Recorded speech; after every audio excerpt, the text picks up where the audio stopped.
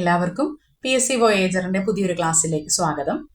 ഇന്ന് secretariat OAയുടെ exam കഴിഞ്ഞു. Exam അത്യാവശ്യം വലിയ കുഴപ്പമില്ലായിരുന്നു. കാരണം നെഗറ്റീവ് മാർക്ക് വരാനുള്ള സാധ്യത ഒഴിവാക്കിയാൽ അത്യാവശ്യം നല്ല രീതിയിൽ സ്കോർ ചെയ്യാവുന്ന ഒരു എക്സാം ആയിരുന്നു. മാത്സും വലിയ കുഴപ്പമുണ്ടായിരുന്നില്ല. അപ്പോൾ ഇന്നത്തെ ക്ലാസ്സിൽ നമ്മൾ ആ OA എക്സാമിന്റെ മാത്സ് അനാലിസിസ് ആണ് നടത്തുന്നത്. നമുക്ക് ചോദ്യത്തിലേക്ക് കിടക്കാം. ഒന്നാമത്തെ ചോദ്യം, നമുക്കൊരു എക്സ്പ്രഷൻ തന്നിട്ടുണ്ട്.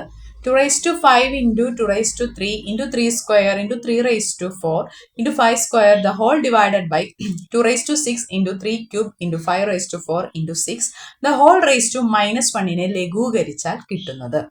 ഇത് എക്സ്പോണൻസ് എന്ന് പറയുന്ന കൃത്യംഗങ്ങൾ എന്ന് പറയുന്ന ഭാഗത്തിൽ നിന്ന് വന്നിരിക്കുന്ന ചോദ്യമാണ്. ഈ ഒരു പ്രോബ്ലം സോൾവ് ചെയ്യാൻ വേണ്ടിയിട്ട് നമ്മൾ ഏറ്റവും ബേസ് ആയിട്ട് അറിഞ്ഞിരിക്കേണ്ട ഇക്വേഷൻ എന്ന് പറയുന്നത് a raised to m into a raised to n is equal to a raised to m plus n എന്നുള്ള ഇക്വേഷൻ ആണ്.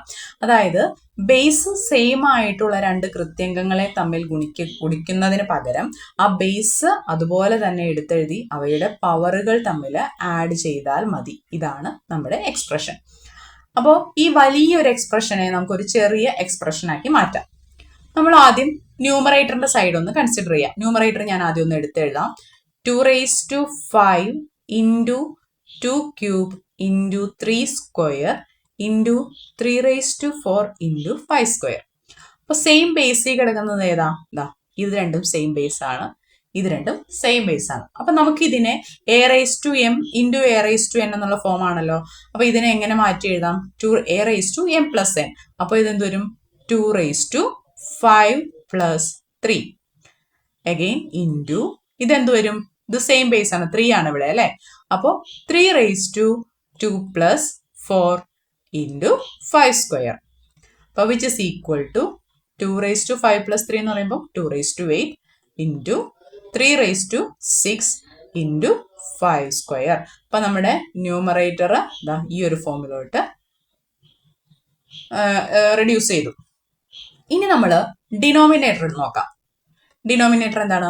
2 raised to 6 into 3 cube into 5 raised to 4 into 6.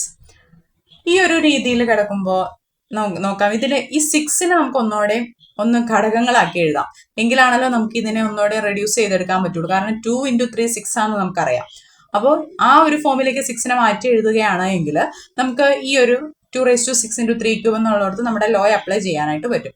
അപ്പോൾ നമ്മൾ അതിൽ എന്ത് ചെയ്യാം? 2 raised to 6 into 3 cube into 5 raised to 4 into 2 into 3 എന്നാവും. അപ്പൊ നോക്കിക്കേ, ഇവിടെ ഏതൊക്കെയുണ്ട്? 2ന്റെ 2 പവറുകളുണ്ട് അല്ലെ. അപ്പം 2 raised, ഇത് വേണമെങ്കിൽ നിങ്ങൾക്ക് ഒന്നുകൂടെ മനസ്സിലാവാനായിട്ട് ഞാൻ ഇതൊന്ന് അടുപ്പിച്ചെഴുതാം. ഇതിന്റെ ബാക്കിയായിട്ട് ഇവിടെ എഴുതാം. അപ്പോൾ ഇതെങ്ങനെ വരും? നമുക്ക് ആ പവർ ജസ്റ്റ് അടുപ്പിച്ച് എഴുതി കഴിയുമ്പോൾ ഇത് ഇക്വേഷൻ ഇങ്ങനെ മാറും. 2 raised to 6 into 2 into 3 cube into 3 into 5 raised to 4. അപ്പോൾ ഇവിടെ 2വിന് പവറായിട്ട് ഒന്നുണ്ട്. അത് നമ്മൾ എഴുതിയില്ലെങ്കിലും അവിടെ 1 എന്നൊരു വാല്യൂ അവിടെ ഉണ്ടെന്ന് നിങ്ങൾ മനസ്സിലാക്കുക. അപ്പോൾ ഇത് രണ്ടും സെയിം പവറായി, ഇത് രണ്ടും സെയിം പവറായി. അപ്പോൾ ഇത് എങ്ങനെ റെഡ്യൂസ് ചെയ്യാം? 2 raised to 6 plus 1 into 3 raised to 3 plus 1 into 5 raised to 4. അപ്പോൾ ഇതെന്ത് മാറി? 2 raised to 7 into 3 raised to 4 into 5 raised to 4. ഇതായി നമ്മുടെ ഡിനോമിനേറ്റർ. അപ്പോൾ ഇനി നമ്മുടെ എക്സ്പ്രഷൻ നമുക്കൊന്ന് മാറ്റി എഴുതാലോ.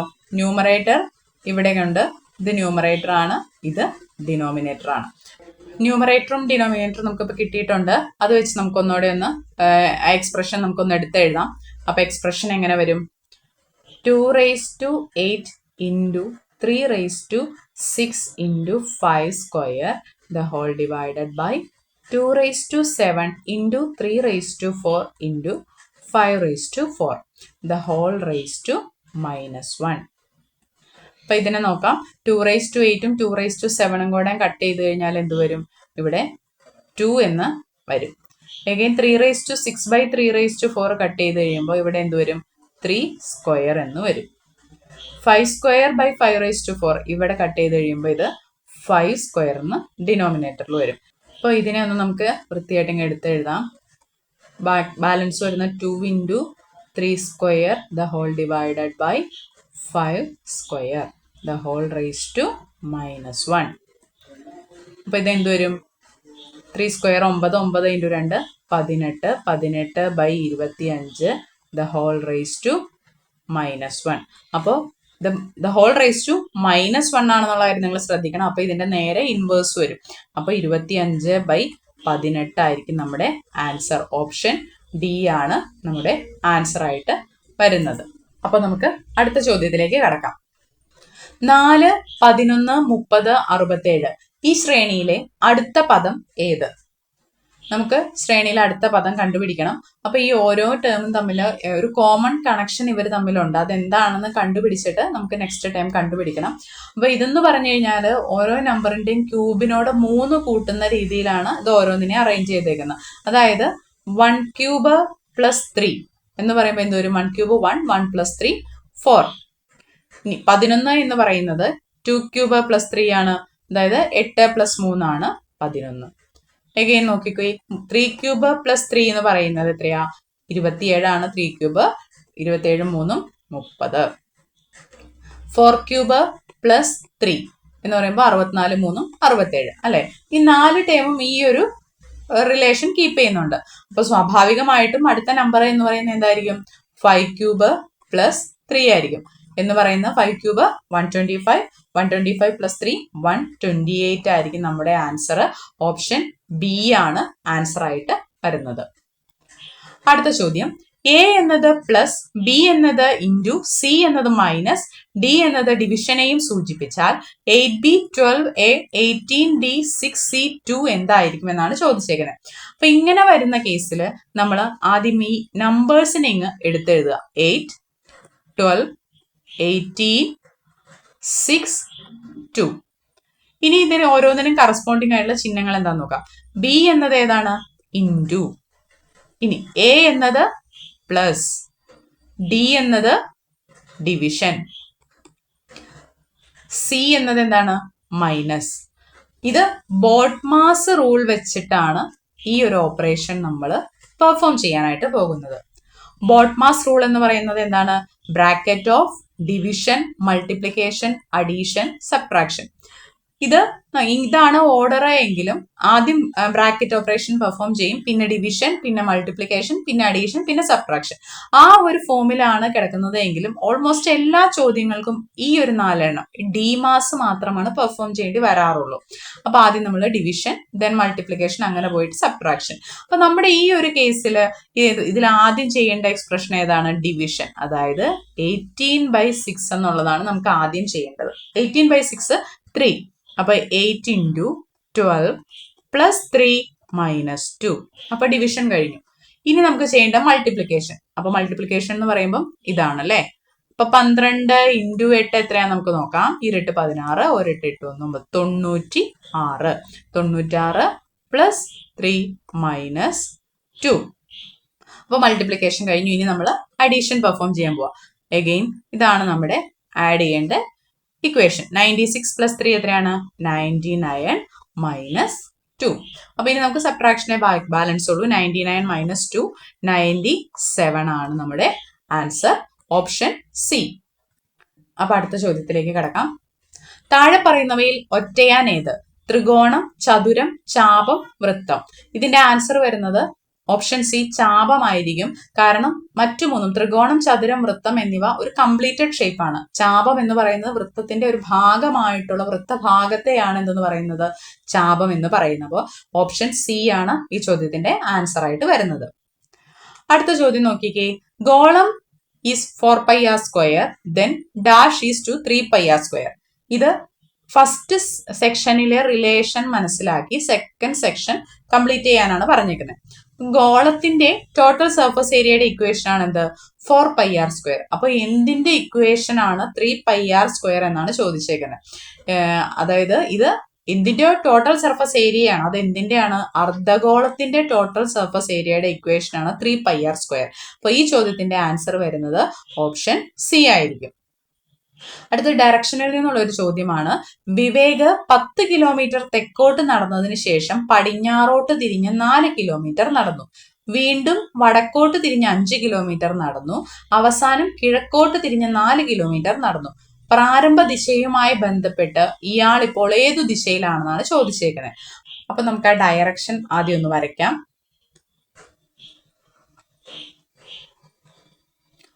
ഇവിടെ വടക്ക്, താഴെ തെക്ക്, ഇത് കിഴക്ക്, ഇത് പടിഞ്ഞാറ്. അപ്പൊ എങ്ങനെ ചോദ്യം വന്നേക്കുന്നത് നോക്കിക്കേ.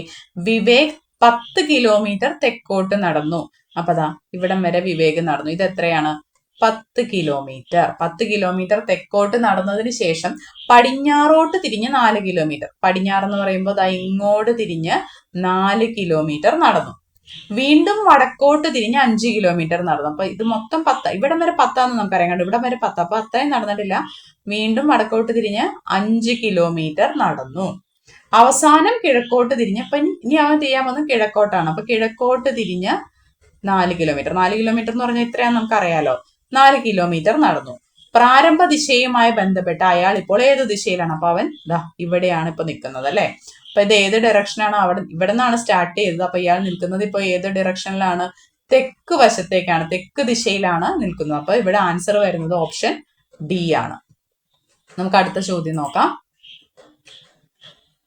ഇതും ബോട്ട്മാസ് റൂള് വെച്ചിട്ട് ചെയ്യുന്ന ഒരു ചോദ്യമാണ്. ഇവിടെ നോക്കിക്കേ, ഇവിടെ ബ്രാക്കറ്റും കൂടെ വന്നിട്ടുണ്ട്. 15 × 7 + 3 ഡിവൈഡഡ് വിത്ത് 5 - 3. നമുക്ക് ഒന്ന് എക്സ്പ്രഷൻ ഇങ്ങ് എടുത്ത് എഴുതാം. 15 × 7 + 3 ദ ഹോൾ ഡിവൈഡഡ് ബൈ 5 - 3. നമ്മൾ പറഞ്ഞു ഇക്വേഷൻ എന്താണ്? ബോട്ട്മാസിന്റെ ഓർഡർ എന്ന് പറയുന്നത് ഇതാണ് നമ്മുടെ ബോട്ട്മാസ് റൂള്. ആദ്യം ചെയ്യേണ്ട ഓപ്പറേഷൻ ബ്രാക്കറ്റ് ആണ്. പിന്നെ ഓഫ് ഉണ്ടെങ്കിൽ അത് ചെയ്യണം. പിന്നെ ഡിവിഷൻ, പിന്നെ മൾട്ടിപ്ലിക്കേഷൻ, പിന്നെ അഡീഷൻ, പിന്നെ സബ്ട്രാക്ഷൻ. അപ്പൊ ഇതിൽ ബ്രാക്കറ്റ് വന്നിട്ടുണ്ട്. അപ്പൊ ആദ്യം ബ്രാക്കറ്റിലുള്ളത് നമ്മൾ സോൾവ് ചെയ്യും. അപ്പൊ എങ്ങനെയാണ് വരുന്നത്? ഈ ബ്രാക്കറ്റിലുള്ളത് സോൾവ് ചെയ്യാം നമുക്ക്. അപ്പം 15 × 7 + 3 10 ഡിവൈഡഡ് വിത്ത് 5 - 3. അപ്പൊ ബ്രാക്കറ്റ് കഴിഞ്ഞു. ഇനി നമുക്ക് വേണ്ടത് എന്താ? ഓഫ് എന്ന് പറയുന്ന സംഭവം നമ്മുടെ കയ്യിലില്ല. ഇനി ഡിവിഷൻ. ഡിവിഷൻ എന്ന് പറയുമ്പോൾ ഇതാ ഇനി ഇതാണ് നമ്മൾ ചെയ്യാൻ പോകുന്നത്. 10/5 എന്താ? 2. അപ്പൊ ഇതെന്ത് വരും? 15 × 2 - 3. അപ്പൊ ഡിവിഷൻ നമ്മുടെ കഴിഞ്ഞു. ഇനി അടുത്ത ഓപ്പറേഷൻ മൾട്ടിപ്ലിക്കേഷൻ. ഇതാണ് നമുക്ക് മൾട്ടിപ്ലൈ ചെയ്യേണ്ട ഓപ്പറേഷൻ. 15 × 2 എന്ന് പറയുന്നത് 30. 30 - 3. അപ്പൊ ഇനി ഇത് എന്ത് വരും? 30 - 3 എന്ന് പറയുമ്പോൾ 27 ആണ് ആൻസർ ആയിട്ട് വരുന്നത്. ഓപ്ഷൻ സി ആണ് ഇതിന്റെ ആൻസർ. അടുത്ത ചോദ്യം, 0.0004 പ്ലസ് 0.00004 എത്ര കൂടുതലാണ് 2/5? ഇത് വേറെ ഒന്നും ചെയ്യാനില്ല. നമ്മുടെ ആ ദശാംശ സംഖ്യകൾ വെച്ച് അതിനൊന്നും നമ്മൾ സബ്ട്രാക്ഷനും അഡീഷനും സിമ്പിൾ കാൽക്കുലേഷൻ തന്നെയാണ്. അപ്പൊ നമുക്ക് ആദ്യം ഈ എക്സ്പ്രഷനെ ഒന്ന് അതിന്റെ റിസൾട്ട് കണ്ടുപിടിക്കണം. ഇപ്പൊ നിങ്ങൾ ഇത് എടുത്തെഴുതുമ്പോൾ ശ്രദ്ധിക്കേണ്ടത് 0ന്റെ എണ്ണം നോക്കണം, അതുപോലെ അത് ആ എഴുതുന്ന ഓർഡറും. അപ്പോൾ ഫസ്റ്റ് 0.0004 പ്ലസ് ഓരോന്നും അതിന്റെ താഴെ എഴുതി വരിക. അഗെയിൻ 0 പോയിന്റ്, എത്ര പൂജ്യം ഉണ്ട്? 1 2 3 4 4 0 ഉണ്ട്. അപ്പൊ അതാദ്യം തെറ്റിപ്പോവാണ്ട് എഴുതുക. ഇതിന് ശേഷം ഒരു 4. അപ്പൊ ഇത് ആഡ് ചെയ്യുമ്പോൾ 0 0 0 0 0 0 4 4. ഇതാണ് നമ്മുടെ ആൻസർ വരുന്നത്. എന്നിട്ട് ചോദിച്ചേക്കുന്നത് എന്താ? ഇതിനേക്കാൾ എത്ര കൂടുതലാണ് 2/5 എന്നാ ചോദിച്ചേക്കുന്നത് അല്ലെ. അപ്പോ ഇനി നമുക്ക് 2/5 കണ്ടുപിടിക്കണം. 2/5 എത്രയാണ്? അപ്പൊ അത് 2നെ 5 കൊണ്ട് ഡിവൈഡ് ചെയ്യാൻ പറ്റാത്തതുകൊണ്ട് 20 കൊടുക്കും. അപ്പൊ ഇവിടെ നമ്മൾ പോയിന്റ് കൊടുക്കും. 4 20. അപ്പൊ ഇതിന്റെ ആൻസർ 0.4. അപ്പൊ നമുക്ക് ഇതും തമ്മിലുള്ള ഡിഫറൻസ്, അതായത് ഈ നമ്പറിനേക്കാൾ എത്ര കൂടുതലാണ് ഇതെന്നാ ചോദിച്ചേക്കുന്നത്. അപ്പൊ ഇത് കണ്ടുപിടിക്കാൻ എന്ത് ചെയ്യണം? നമ്മൾ ഇതിൽ നിന്നും ഇത് സബ്ട്രാക്ട് ചെയ്യണം. അപ്പൊ എങ്ങനെ വരും? 0.4 മൈനസ് 0. എത്ര 0 ഉണ്ട് നമ്മുടെ ഈ എക്സ്പ്രഷനിൽ? 3 0. അത് കറക്റ്റ് ആയിട്ട് ഇട്ട് കൊടുക്കുക. എഗെയിൻ 2 4. അപ്പൊ നോക്കിക്കേ, ഇവിടെ സബ്ട്രാക്ട് ചെയ്യുമ്പോൾ ഇവിടെ വേറെ നമ്പേഴ്സില്ല. അപ്പൊ നമ്മൾ ഇവിടെ ജസ്റ്റ് സീറോസ് ഒന്ന് സപ്ലൈ ചെയ്ത് കൊടുക്കാം. എത്ര എണ്ണം വരും? 1 2 3 4.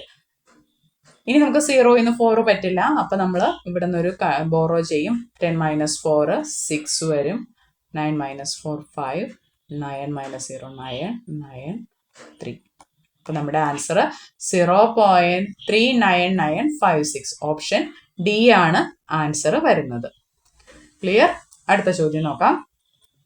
1 + 3 + 5 etc. up to 99 is equal to. ഇത് ചിലർക്കെങ്കിലും ഒരു പണി കിട്ടിയ ക്വസ്റ്റ്യൻ ആയിരിക്കും. കാരണം ഇതെന്ന് പറയുമ്പം ഒറ്റയടിക്ക് നോക്കുമ്പോൾ 1 ഉണ്ട് 99 ഉണ്ട്. അപ്പൊ സ്വാഭാവികമായിട്ടും ആ എക്സാം ഹോളിൽ ആ ഒരു ഹറിബറി ടെൻഷൻ എല്ലാത്തിന്റെയും പുറത്ത് നമുക്ക് പെട്ടെന്ന് 99 വരെയുള്ള എണ്ണൽ സംഖ്യകളുടെ ആണ് സം കാണേണ്ട ഇക്വേഷൻ ആണ് എന്നുള്ള ചിന്തയിൽ എണ്ണൽ സംഖ്യകളുടെ ഇക്വേഷൻ വെച്ച് ഇത് ചിലപ്പോൾ സോൾവ് ചെയ്തിട്ടുണ്ടാവാം. എന്നാൽ ശ്രദ്ധിച്ചു നോക്കുക, ഇത് എങ്ങനെയാണ് 1 + 3 + 5 ഓഡ് നമ്പേഴ്സിന്റെ സം കാണാനുള്ള ഇക്വേഷൻ ആണ്. അതായത് നമുക്ക് 1 to 99 വരെ എത്ര ഓഡ് നമ്പേഴ്സ് ഉണ്ടോ അതിന്റെ സമ്മാണ് നമ്മൾ എടുക്കാൻ പോകുന്നത്. അതിന്റെ എണ്ണം നമുക്ക് ആദ്യം കണ്ടുപിടിക്കണം. അപ്പൊ ഇത് എത്രയാ? 1 to 99 എത്ര ഓഡ് നമ്പേഴ്സ് ഉണ്ടാവും? n+1/2. അതായത് 99 + 1/2 എന്ന് പറയുമ്പോൾ 100/2 is equal to 50. അപ്പോൾ ഇതിന്റെ ഇടയ്ക്ക് 1നും 99നും ഇടയ്ക്ക് 50 ഒറ്റസംഖ്യകളാണുള്ളത്. ആദ്യത്തെ n ഒറ്റസംഖ്യകളുടെ സം കാണാനുള്ള ഇക്വേഷൻ എന്ന് പറയുന്നത് n² ആണ്. അപ്പൊ ഇതിന്റെ ഇക്വേഷൻ എന്ന് പറയുന്നത് 50² ദാറ്റ് ഈസ് ഈക്വൽ ടു 2500 എന്നാണ് ഇതിന്റെ ആൻസർ വരുന്നത്. അപ്പോൾ ഇതിന്റെ ആൻസർ ഓപ്ഷൻ ബി ആണ്. അടുത്ത ചോദ്യം നോക്കാം.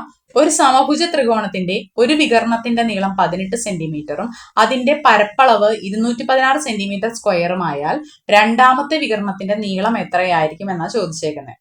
ഇത് ചോദ്യം ഇട്ട ആൾക്ക് ഇത് തെറ്റിപ്പോയതായിരിക്കണം. കാരണം ക്വസ്റ്റ്യൻ തയ്യാറാക്കിയ ആൾ ഉദ്ദേശിച്ചത് മേ ബി സാമാന്തരികം എന്നുള്ള അർത്ഥത്തിലായിരിക്കും. ഇത് ചിലപ്പോൾ ക്യാൻസൽ ആക്കാൻ ചാൻസ് ഉള്ള ഒരു ചോദ്യമാണ്. കാരണം ത്രികോണത്തിന് ഒരിക്കലും നമുക്ക് വികർണം വരയ്ക്കാനായിട്ട് പറ്റില്ല.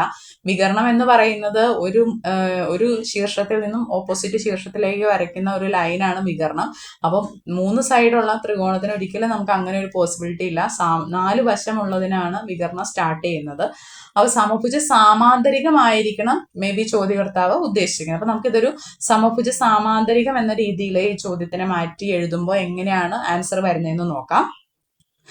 ഇതാണ് നമ്മുടെ ഒരു സമഭുജ സാമാന്തരികം എന്ന് വിചാരിക്കുക. 4 വശവും ഈക്വൽ ആയിട്ടാണ് ഞാൻ വരയ്ക്കാൻ ഉദ്ദേശിച്ചത്, പക്ഷെ വരച്ചപ്പോൾ മാറിപ്പോയതാണ്.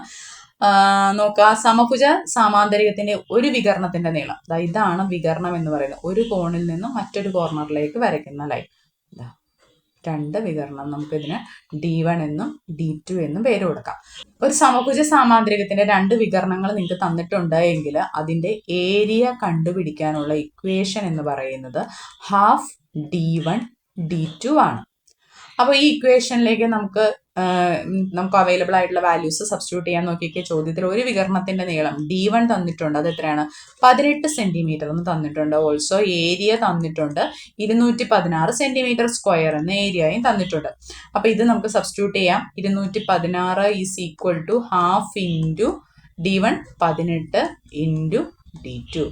അപ്പൊ നമുക്ക് ഇതിനെ ഒന്ന് ക്രോസ് മൾട്ടിപ്ലൈ ചെയ്താൽ 216 into 2 is equal to 18 into D2 എന്ന് വരും. അങ്ങനെയാണെങ്കിൽ D2 എന്ന് പറയുന്നത് എന്താ? 216 ഇൻറ്റു 2/18. നമുക്കിതിനെ കട്ട് ഷോട്ട് ചെയ്യാം. ഒരു 18 18 18 36 2 12 ഇൻറ്റു 2 24 സെന്റിമീറ്റർ ആയിരിക്കണം ഇതിന്റെ ആൻസർ. ഇത് സമഭുജ സാമാന്തരികമാണ് എങ്കിൽ ഇങ്ങനെയായിരിക്കും ഇത് സോൾവ് ചെയ്യേണ്ടത്. അപ്പോൾ ഇത്രയുമാണ് ഇന്നത്തെ OA എക്സാമിലെ മാത്സിന്റെ സെക്ഷൻ. അത് വലിയ കുഴപ്പമില്ലായിരുന്നു എക്സാം. ഈ ഒരു ക്വസ്റ്റ്യൻ, ലാസ്റ്റ് ക്വസ്റ്റ്യൻ, ആ ഒരു സമഭുജ ത്രികോണം എന്നുള്ളത് ക്വസ്റ്റ്യനിൽ മിസ്റ്റേക്ക് വന്നതായിരിക്കും. ബാക്കിയെല്ലാം വലിയ കുഴപ്പമില്ലാണ്ട് അത്യാവശ്യം എല്ലാവർക്കും മാർക്ക് സ്കോർ ചെയ്യാവുന്ന ഒരു പേപ്പർ ആയിരുന്നു. എല്ലാവരും കിട്ടിയ മാർക്ക് ഒന്ന് കമന്റ് ചെയ്യുക. അപ്പോൾ ഇത്രയും കാര്യങ്ങൾ നിങ്ങൾക്ക് മനസ്സിലായി എങ്കിൽ, ഈ വീഡിയോ നിങ്ങൾക്ക് പ്രയോജനപ്പെട്ടുവെങ്കിൽ നമ്മുടെ വീഡിയോ ഒന്ന് ലൈക്ക് ചെയ്യുക. ചാനൽ ആദ്യമായിട്ട് കാണുന്നവർ ഒന്ന് സബ്സ്ക്രൈബ് ചെയ്യുക. നമ്മൾ ഉടൻ തന്നെ നമ്മുടെ ചാനലിൽ ഒരു PYQ സീരീസ്, മാത്സ് മലയാളം ഇംഗ്ലീഷിന്റെ 2025 വരെ നടത്തിയിട്ടുള്ള എല്ലാ ക്വസ്റ്റ്യൻ പേപ്പറിലെയും മാത്സ് മലയാളം ഇംഗ്ലീഷ് ക്വസ്റ്റ്യൻസിന്റെ ഒരു PYQ സീരീസ് സ്റ്റാർട്ട് ചെയ്യാൻ പോവുകയാണ്. അപ്പോൾ എല്ലാവരും ജോയിൻ ചെയ്യുക. നമ്മുടെ ടെലിഗ്രാം ചാനൽ PSC വോയേജർ എന്ന ടെലിഗ്രാം ചാനലും അവൈലബിൾ ആണ്. എല്ലാത്തിലും ജോയിൻ ചെയ്യുക. അതുപോലെ ക്ലാസ്സുകൾ മുടങ്ങാതെ നിങ്ങൾ കാണുക. അഭിപ്രായങ്ങളും നിർദ്ദേശങ്ങളും കമന്റിലൂടെ ഞങ്ങളെ അറിയിക്കുക. നമുക്ക് PYQ സീരീസുമായിട്ട് വീണ്ടും കാണാം. താങ്ക്